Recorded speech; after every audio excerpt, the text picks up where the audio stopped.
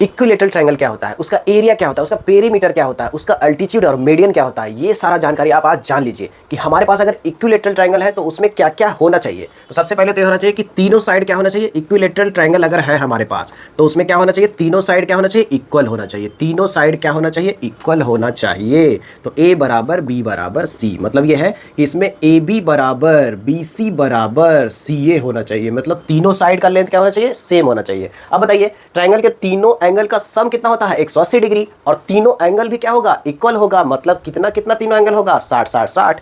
तो यहाँ पे तीनों एंगल भी क्या होना चाहिए, इक्वल होना चाहिए। तो कितना होना चाहिए, एंगल ए बराबर बी बराबर सी, 60 60 60 डिग्री, तीनों कितना डिग्री होना चाहिए, 60 डिग्री होना चाहिए।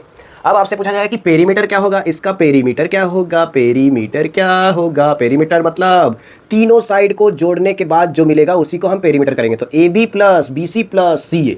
अब तीनों साइड का लेंथ अगर सेम है तो 3 इंटू क्या कर देंगे, साइड का लेंथ, मान लीजिए ए बी अगर है साइड का लेंथ तो 3 गुना कर देंगे ए बी का, क्योंकि ए बी बराबर बी सी बराबर सी ए है। अब एरिया क्या होगा, इसका मीडियन क्या होगा, अल्टीट्यूड क्या होगा, चलिए ये बता दीजिए कि इसका जो यहाँ से अगर हम परपेंडिकुलर डालते हैं, यहां से अगर परपेंडिकुलर डालते हैं तो वही क्या कर देता है, बाइसेक्ट भी कर देता है। और जब बाइसेक्ट कर देता है तो यही जो एडी ही जो हमारा है, एडी लाइन ही जो है यही लाइन हो जाएगा, मीडियन भी हो जाएगा।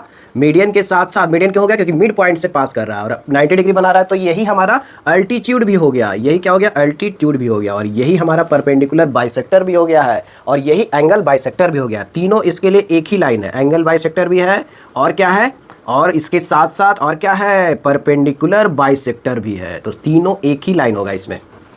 एडी हमारा चारों चीज हो गया, मीडियन भी हो गया, अल्टीट्यूड भी हो गया, एंगल बाइसेक्टर और परपेंडिकुलर बाइसेक्टर भी है। अब अगर एरिया चाहिए होगा आपको, अगर ये लंबाई चाहिए होगा तो क्या आप ये लंबाई एडी निकाल सकते हैं, बिल्कुल निकाल सकते हैं। ये 60 डिग्री है और ये 30 डिग्री है, तो यहाँ पे ए बी साइन 60 ले लेंगे तो कितना आ जाएगा, एडी आ जाएगा। एडी का लेंथ हम लोग लिख सकते हैं, यहाँ पे क्या लिख सकते हैं, एडी का लेंथ लिख सकते हैं, यहाँ पे ए बी साइन 60, यहाँ पे क्या लिख सकते हैं, ए बी साइन 60। तो साइन 60 लगा दिए तो A D upon A B होता है। तो ए बी हमको अगर पता है तो ऐसे लिख सकते हैं, तो क्या लिख सकते हैं, ए बी मान लीजिए कुछ भी होता है, √3/2 ए बी हो गया, एडी का लेंथ।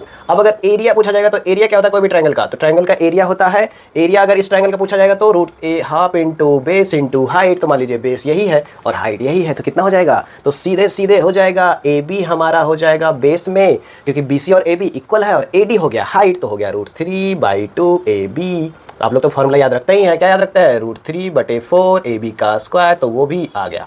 तो हमारा सब कुछ याद रखेंगे इक्विलेटरल ट्रायंगल के लिए, तो क्या होगा, साइड का इक्वल हो जाएगा, एंगल कितना होगा, पेरीमीटर कितना होगा, अल्टीट्यूड, मीडियन, ये सब कितना होगा, और एरिया कितना होगा, तो एरिया कितना होगा फाइनल, √3/4 इंटू साइड का स्क्वायर। तो इस तरीके से आप इक्विलेटरल ट्रायंगल का सब कुछ याद रखिए।